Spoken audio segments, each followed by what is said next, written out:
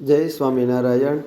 તારીખ 5/10/2025 આસો સુદ 13 રવિવાર. એક સમયે યોગીવર્ય સદગુરુ શ્રી ગોપાળાનંદ સ્વામી સંત મંડળ સાથે ગામ જમરાળામાં પધાર્યા હતા. ગામના સૌ સત્સંગી ભક્તો સ્વામી પધાર્યા જાણીને મંદિરે દર્શને આવ્યા. એ વખતે ગામના એક બ્રાહ્મણે આવીને સ્વામીને કહ્યું કે સ્વામી, કાલે મારે ઘરે કૃપા કરીને ઠાકોરજીને થાળ કરવા અને પધારો. પછી સવારે સૌ પૂજાપાઠ કરીને તેને ઘેર રસોઈ કરવા ગયા અને ગોપાળાનંદ સ્વામીને આસન નાખી દીધું. એટલે સ્વામી તો આસન પાથરેલ ઓસરીમાં બેઠા. તે બ્રાહ્મણના માતા પિતા બંને અધોગતિને પામ્યા હતા અને તે બ્રાહ્મણની સ્ત્રી જ્યારે રસોઈ કરવા રહોડામાં જાય ત્યારે તે બાઈની આગળ નાગ તથા નાગણી થઈને સામે આવે અને કેટલાક પરડકા પણ ઘરમાં ફર્યા કરે. તેથી તેના ઘરના બધા મનુષ્યો કંટાળી ગયા હતા.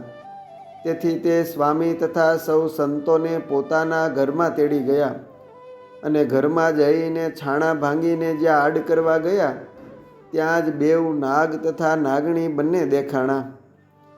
બ્રહ્મચારી અક્ષરાનંદજીએ કહ્યું કે સ્વામી, અહીં તો નાગ અને નાગણી બહુ મોટા છે. પછી તે બ્રાહ્મણે હાથ જોડીને ગોપાળાનંદ સ્વામીને કહ્યું કે સ્વામી, હું ઘરે નહોતો અને પછવાડેથી ડોસો ગુજરી ગયા. તેથી મારા બંને મા અને બાપ અધોગતિને પામ્યા છે. તેથી મારી ઘરવાળી જ્યારે રસોઈ કરે છે ત્યારે ત્યાં સામા આવીને નાગ અને નાગણી લીડા કરે છે. તે સાંભળીને સ્વામીએ એમના જીવ ઉપર કૃપા કરતા થકા પોતાના ઠાકોરજીને નવરાવીને તે જળ તેના ઘરમાં સ્વામિનારાયણ સ્વામિનારાયણ એમ નામ લઈને છાંટ્યું. સદગુરુ શ્રી ગોપાળાનંદ સ્વામીના આ કૃપા દર્શન તે નાગને તથા નાગણીને થયા.